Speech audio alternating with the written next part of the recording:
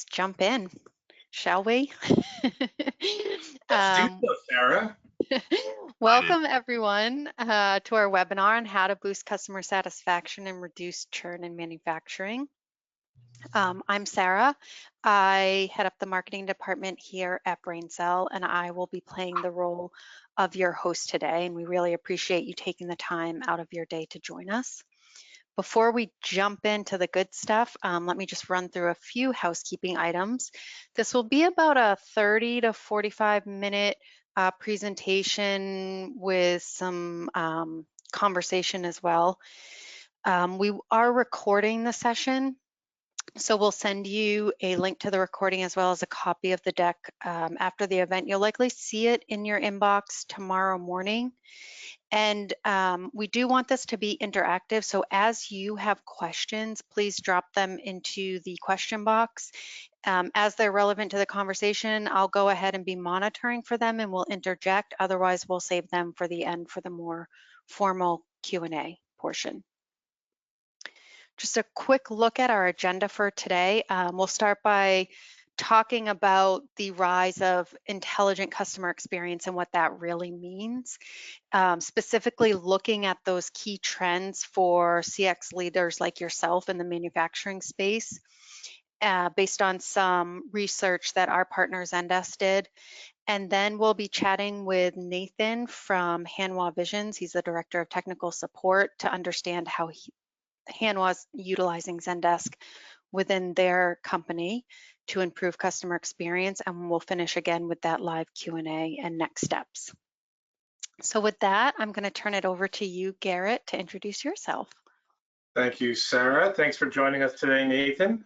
For those who don't know me on the call today, my name is Garrett Hogan. I'm the Vice President of CX here at BrainSell. I've been with BrainSell for about 10 years now, talking about technology for an amazing 25. So it's really great to be on the call today, Sarah. Great, thank you for A little joining us. bit about BrainSell. If you've haven't worked with us before, we're a growth enablement company. We help customers with front and back office applications that support your growth initiatives.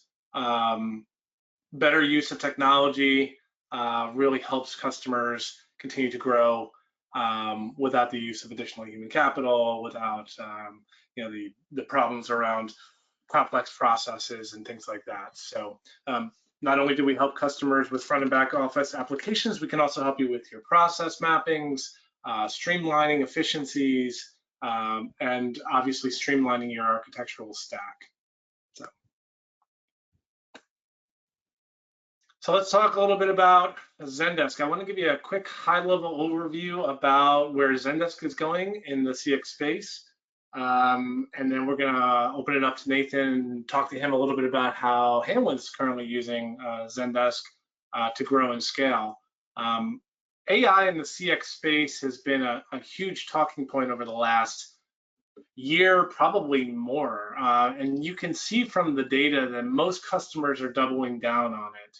70% of CX leaders are rethinking their entire customer journey and how to improve that customer journey with better use of technology. 64% of CX leaders are increasing their investment into AI, specifically around chatbots and automations. You know, we all know that a CSAT score is very important, and we all know that having a CSAT score of 90% or above is going to help with your retention and reduce the risk of customer churn. How do you improve your customer experience with your customers? By getting them the answers that they need faster in the ways in which they want to be able to work with you and communicate with you. And so we're seeing a whole host of companies doubling down on leveraging AI capabilities to get faster responses to their customers to improve customer experience. And the data, and this I think is coming from the CX Trends 2024 outlook, that's definitely supporting that. So, Sarah, next slide. What are the top 3 trends that are having the biggest impact on manufacturing? Well, the first one is obvious, the most popular, the one most customers know about is generative AI, right? Generative AI is feeding pivotal information to your customers or to your end users to make sure that they're communicating properly with their customers. Simple as that. And then you've got the data and intelligent experience, right? Businesses have heavily focused on being able to instantly modify user experiences, putting more pressure on leveraging the data that they have. Do I need to be tapping into order histories? Do I need to be tapping into warranty information? Do I have to be tapping into known knowledge-based articles to solve the customer's problems? All of these, all this data tends to be collected in multiple different places. And so how do you tap into it with effective technology that brings the right answers to the customers so that they can move on and get the answers that they need? Again, all helping to reduce the risk of an unhappy customer experience and ultimately the risk of customer churn. And then finally, in the AI space, we're starting to look at predictive things. It's okay, Sarah, that's all right. I know I'm long-winded, but predictive intelligence and predictive intelligence to your agents when you're supporting the customers, we're going to see a huge growth in that area as we get through to the next 12, 24 months as technologies such as Zendesk continue to double down and to improve that predictive experience so that we can start intelligently forecasting and seeing data that was simply just inaccessible to us only a couple of years ago. Next slide, Sarah. So we're looking to use generative AI to accelerate delivery, minimize human capital, and improve that experience that your customers are having with your business. And whether that be feeding intelligent answers to our human agents, whether that means creating a personalized experience without the use of human capital to provide answers to our customers. There's a whole stream of different ways that companies are approaching AI right now to improve that customer experience. And I would say that the conversational aspects of AI are only going to get better and better and better. Most people, if you're talking to a bot, you can still kind of sense it. Watch that really start to get eliminated over the next couple of years.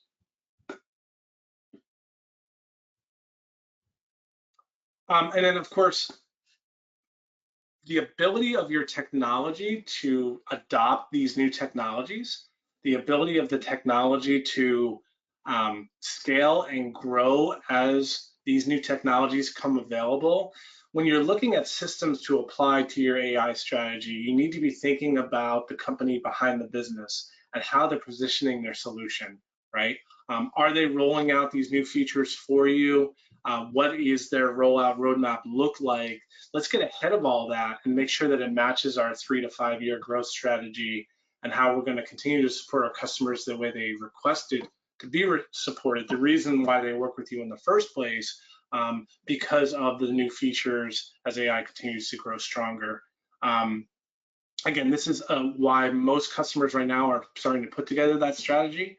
They're starting to look at their data stack and say, how can we do better with the technology that we have, or are we looking to move to better technology that's going to be able to give us that AI capability that's going to help us service our customers better, because their customers are doing the same thing.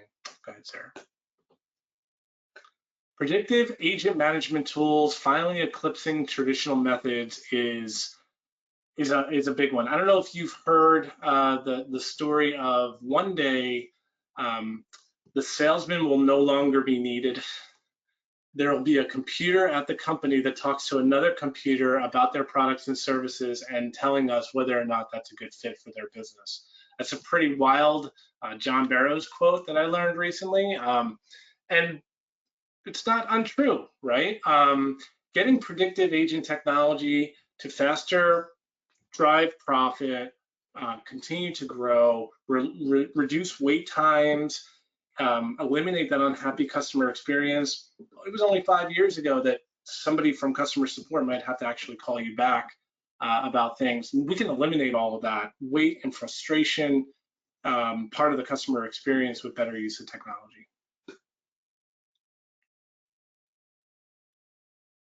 And so again, some more statistics on how CX leaders are basically starting to double down on all this new and exciting AI capabilities that are coming out on the marketplace. And the argument could be that new feature sets are being introduced almost daily now.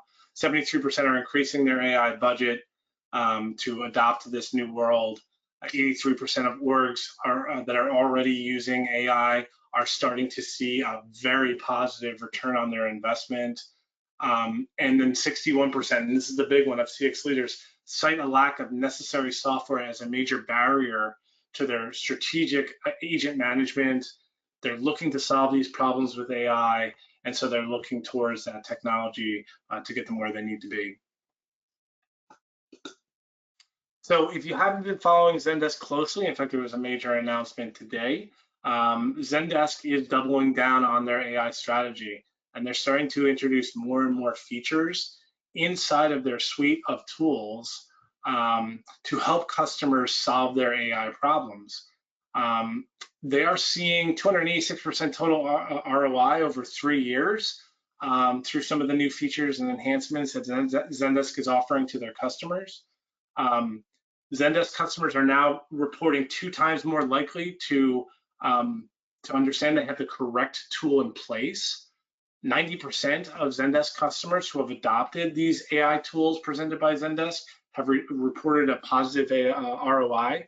These are just some of the many fantastic numbers that we're starting to hear back on from Zendesk. I think this report came from Forrester, Sarah. So it's an outside, it's not coming directly from the vendor, it's coming from outside firms that are analyzing the results of companies getting the most return from their Zendesk investment as a result of Zendesk's strategy in the marketplace. So with that being said, I'm gonna introduce Nathan from Hamla Vision. Nathan has been a customer of BrainSell's for, oh goodness, how many years now, Nathan? We're going on 3, almost 4 now, I think. Three, almost 4. Yeah. And we started the partnership, I think, because, well, you were relatively new to Hanwha, and you were looking to really streamline the Zendesk platform because it had gotten a little convoluted and upside down and things like that.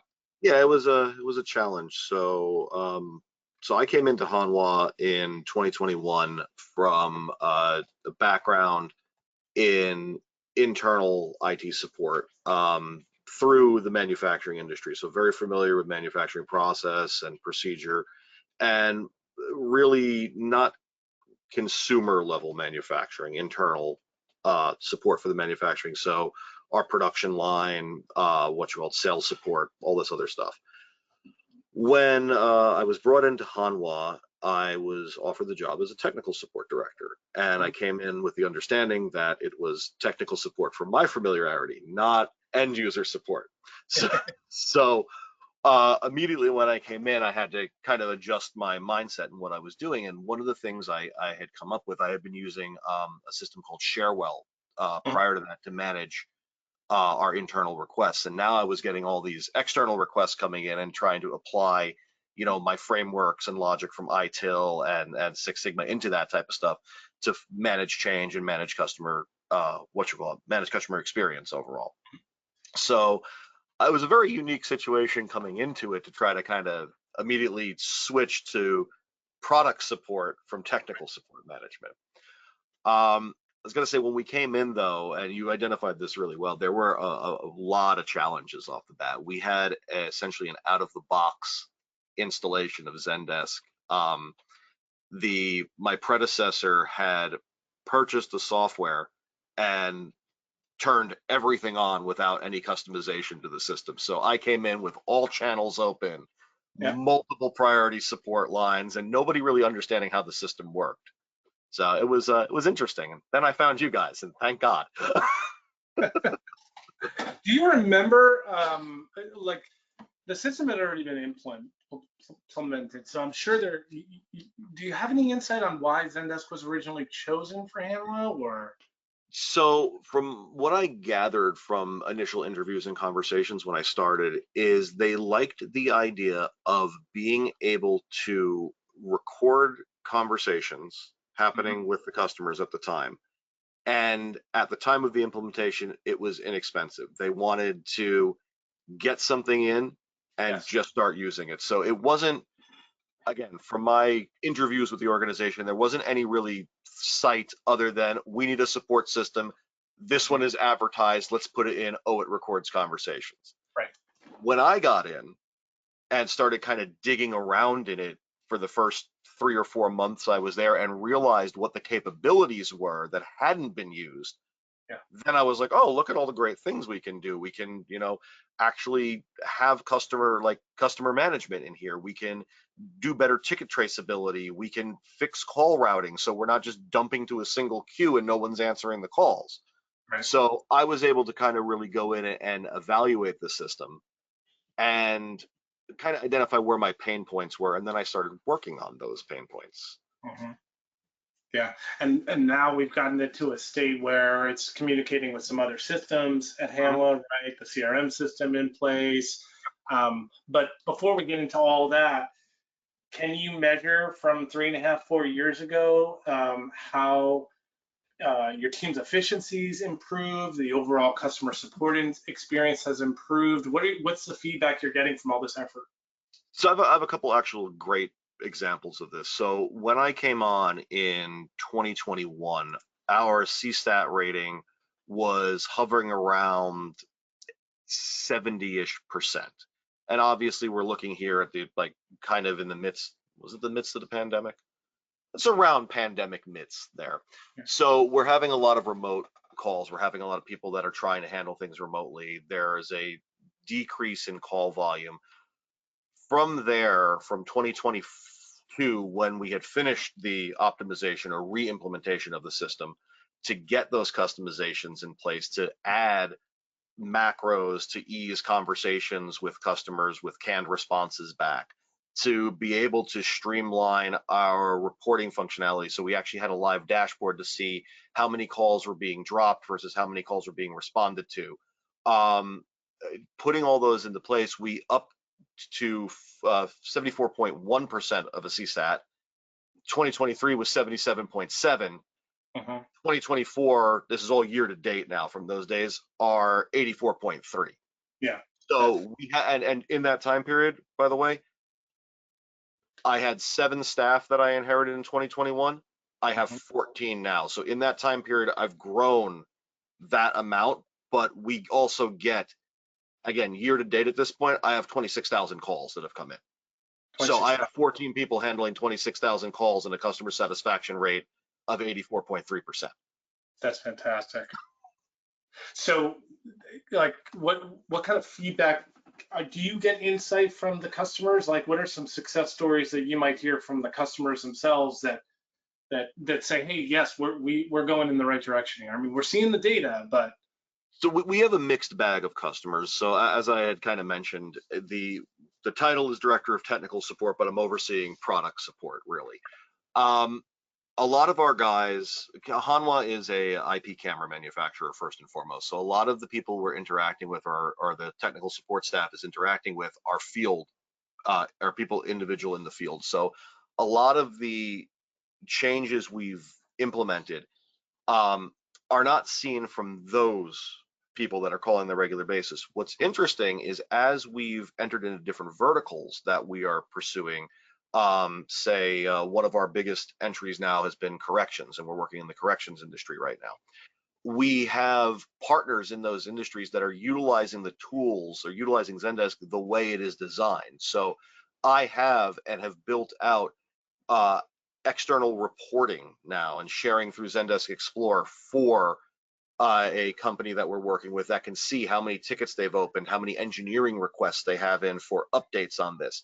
I have this for a couple of our national system integrators that work with us, where their management team can come in and review this. This has been a huge boon for us because now the customers have visibility into what's going on and are able to react as a partner versus just a consumer of our services. And it's worked out very well. It's been very positive for everybody that's been involved with this. And I'm sure as a result, improving their customer experience. Oh, hands down. Based on this insight, right? And understanding the traffic that's coming to you as a result of their users or their engineers. Well, we've actually, there's one individual company that we were was having a very negative perception. There was an individual that was stationed there that was in a management or leadership position in that area who was very pro a different manufacturer.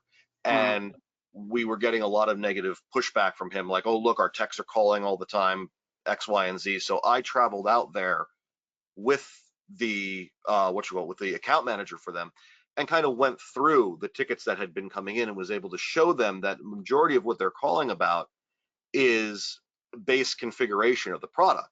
So it's not that the product is failing, it's not that there's anything that's wrong with the product. It's a matter of, how do we increase training for your team? How do we get your team comfortable enough where they're not bringing this data in?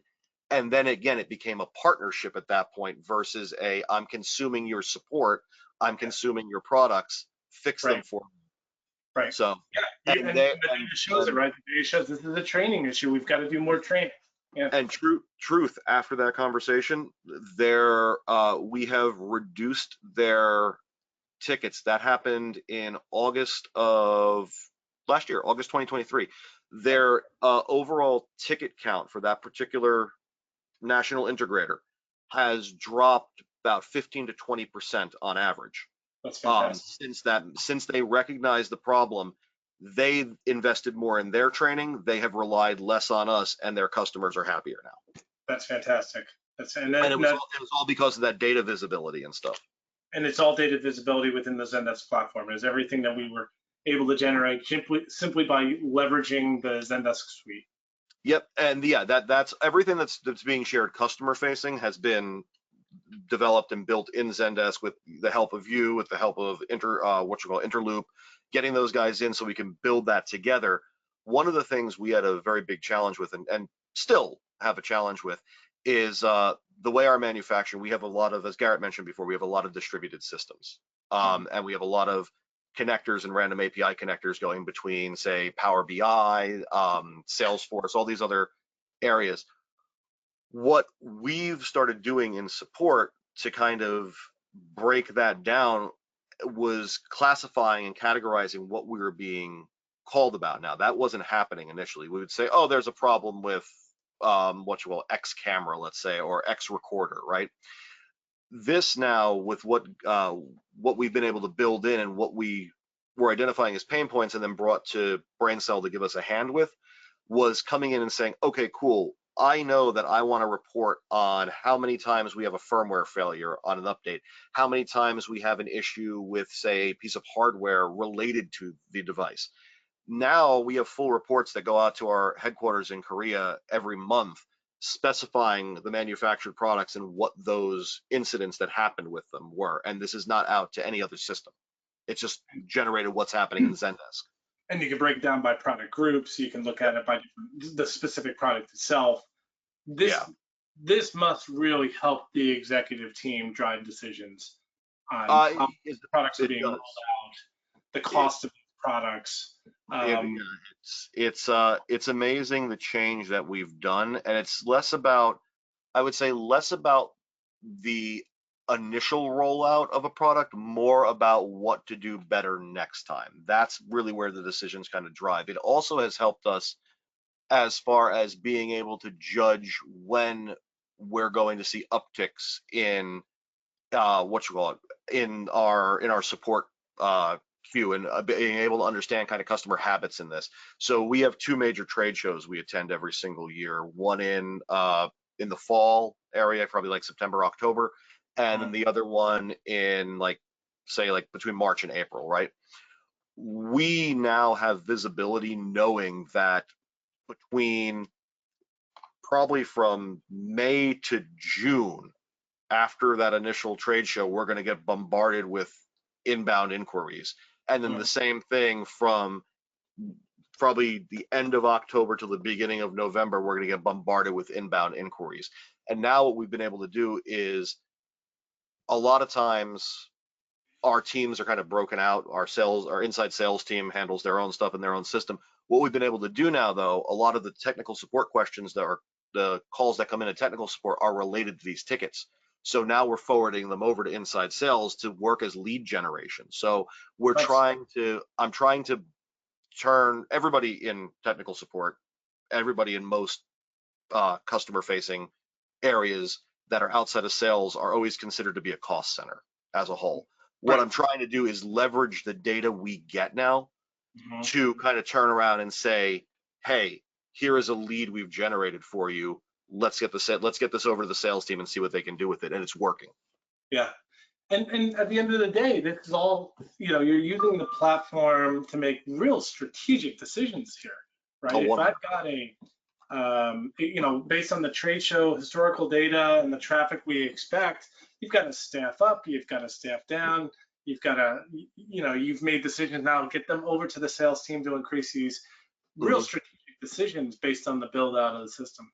Yep. And even to the point too, where we've started in the last, let's say 5 or 6 months, we've started really classifying and making sure we were documenting when a product has reached end of life and we're still supporting it. And also that is kicked over to sales to generate another lead and generate a possible follow-up. So really, as I was mentioning, we're looking to move beyond that perception of the cost center, and that's happening with really no other tools other than what's already existing in Zendesk. We have that ability right there with the proper configuration. And it's taken us, the initial re-implementation and then me working internally to find out what the next steps are and bringing them to the managed service team to kind of take care of and bring on board for us. Yeah, got it. Yep. Yeah, that's fantastic, man. And just for the purpose of for the audience's education, what's the primary contact point for your customers? Are they preferring self-serve? Are they preferring the chat, email tickets? Are they calling in? What are we seeing these days? So as I said, our customers, a lot of them are field. So the guys that are in the field want that immediate response. So it is a lot of call interaction.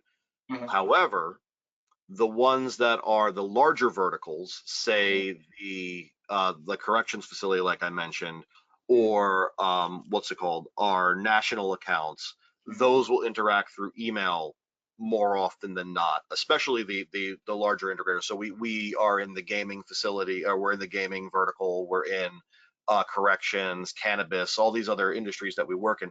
Those guys are much more apt because they self-manage their own installations. They're what we call box sales. So they will buy from a distributor and then install and then work with us, but they'll work through the other areas. The typical installers that we work with will be in the field and call us from a ladder and say help. So it is a mixed bag.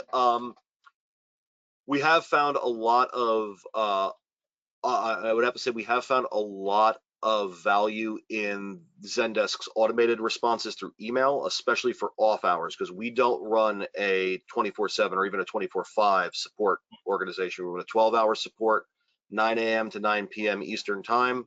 It's a distributed team. So the second that 9 a.m. or 9 p.m. cutoff time reaches, the automation for email picks up.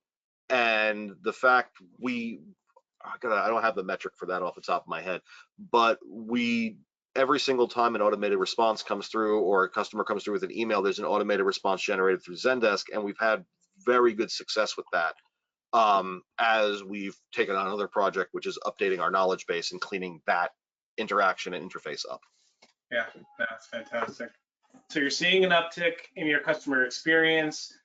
You've been able to really control and contain your human capital investment by streamlining and utilizing the Zendesk system in a faster and more efficient way. You're getting some really great reports. You're educating your customer base on some of the traffic that you're seeing. You're providing all this insight to the executive team for them to make some strategic decisions.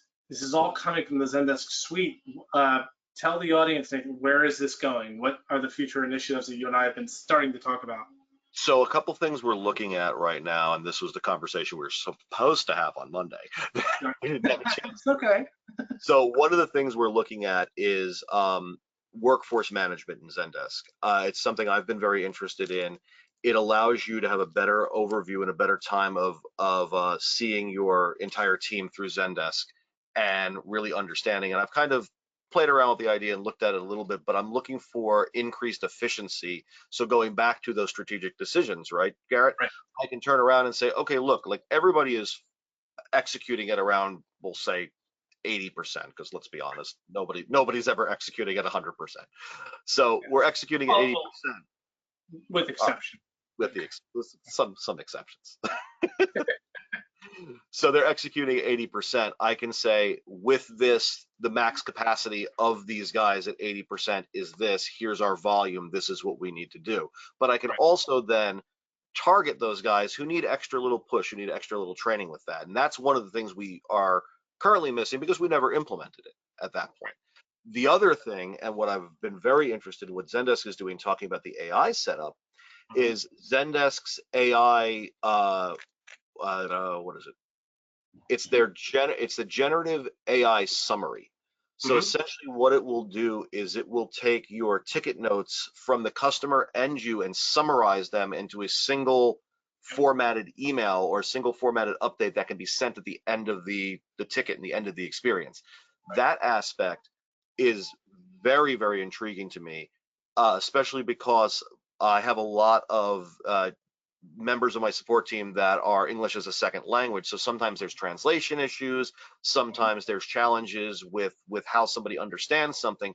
So having that AI ability in there to kind of take and manipulate this to something that's easier for the individual to understand, or even the person that's receiving the message to understand, really works for me. And that's something I really want to explore more deeply.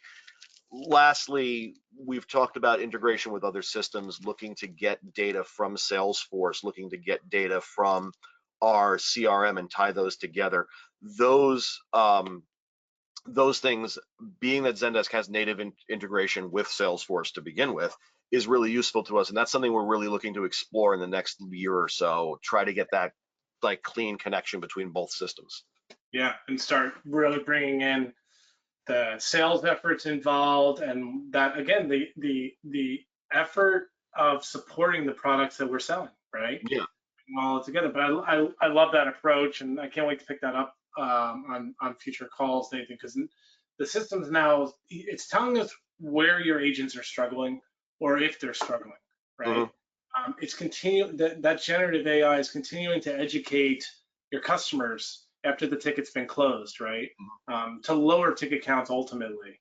And so you're attacking it from two phases. And again, that's all about increasing the customer experience. Yeah, exactly. Well, and the benefit to that too, and especially one of the things, we have, like I said, I have 14 agents that are responding to calls on a regular basis, right? Right. 2 agents might be handling the exact same thing from the exact same person, but may have worded it a little bit differently. One of the beautiful things about this generative AI ticket summary is it will suggest tickets to you to, honestly, to bring down the speed, to bring the speed of resolution down, right? So if it's saying, oh, I noticed that, agent X has been dealing with this, why don't you take a look at this and see what they did? Yes. And then it's like, okay, I'm not duplicating efforts anymore. And then on top of that, yes, one of the great things with it is the knowledge management side and having Zendesk Guide built in, because then that gets over to my knowledge manager, who then takes that, creates an article, and adds it to the self-service side of this. Right. So we have a closed loop at that point. And that must also help you with onboarding of new agents. I mean, yeah. starting onboarding new agents, they don't know. They've got to go through the ringer to get themselves up to speed in this position. And now all of a sudden we're feeding those agents the right suggestions to help them start to educate themselves, but also solve these tickets without seeing that SLA suffer as a result of new hires. Exactly. And we'll once we get to the point where that AI summary is actually fully implemented, and again, that's what I'm looking for. Once we get that in place, we'll see if we'll see if I have a metric for you next year about how that brought down onboarding time from the typical 4 weeks now to maybe like 2.5. Yeah, I can't wait to start seeing the data on that. Yeah, me neither. I'm 30. So ultimately, and again, we can't thank you enough for your time today and talking a little bit about your experience, but what advice would you give other manufacturing companies that are looking to onboard with a customer experience tool like a Zendesk Any thoughts come to mind as you've been through this 4-year journey? One of the most important things I would say is identifying where your pain points are and knowing what your customer's preferred communication method is, because then you can work around that.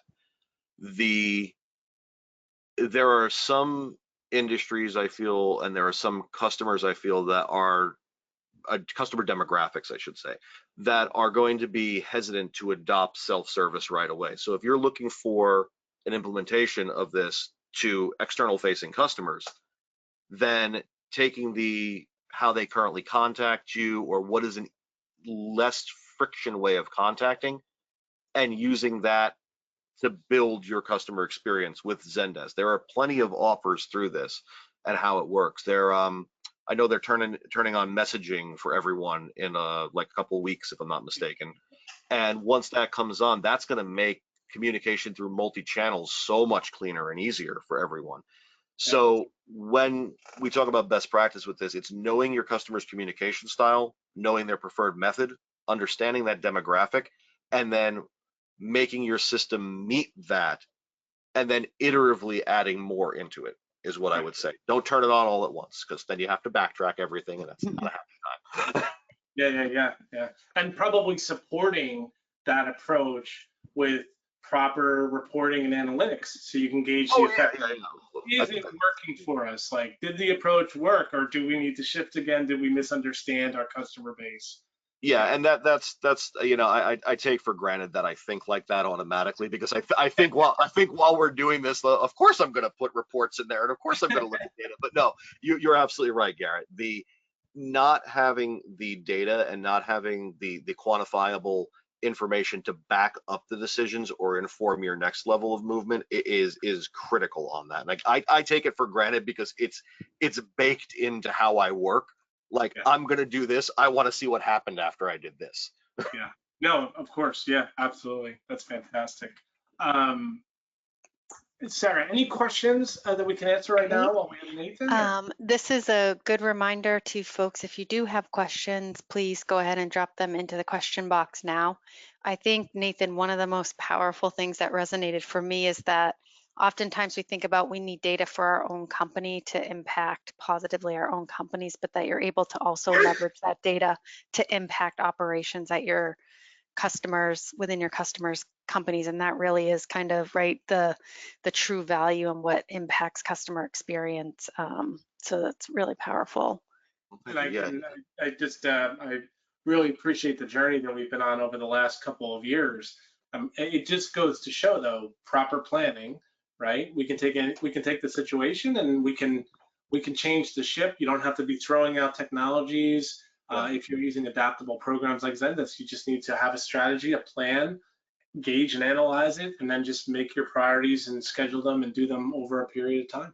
Yeah, working iteratively, the system is really designed. It's so open and so customizable to the point where you can make it, instead of fitting your process to the system, you can fit the system to your process and really kind of design it. And again, like I had maybe a year and a half ago, 3 years ago on this, had I known that our customers or certain verticals that we're into would be interested in doing what they're doing now, we might have taken a different approach in the design. But thankfully, as the system is so adaptable, we were able to quickly say, okay, cool, we're going to start doing this now, and give them access. Yep. Yeah. Fantastic. Great. All right, let's talk about next steps. So we've talked a lot about Zendesk. We've heard from Nathan how they're using it. So what we're offering to attendees today is a custom demo. So going and understanding what your use cases are, who your customers are, how they prefer to interact with you, and then showing you how a tool like Zendesk will work, as well as a free trial so you can take it for a spin yourself. So you can either scan the QR code to schedule that or email marketing@brainsell.com. We'll also be following up after the event. So if you do have any questions or you just want to schedule with us then, we're happy to do that. So I want to thank you, Nathan, for taking the time and sharing your story with us today. And thank you, Garrett, for being on. And thank you to all of the attendees at today's event. We really appreciate it. And a Thank you, reminder Sarah, that for running this, and thank you for joining. And I look forward to picking up our conversation on your platform next week. That sounds good, guys. Thank you very much for Fantastic. having us, and I appreciate everyone that was here. Great. And we'll be sending, again, a reminder, we'll be sending out the recording. You'll likely see that in your inbox tomorrow morning so you can share it with your colleagues. All right, everyone. Have a great rest of the week. And thank you again for joining. Thank you. Thank you. Bye. Take care.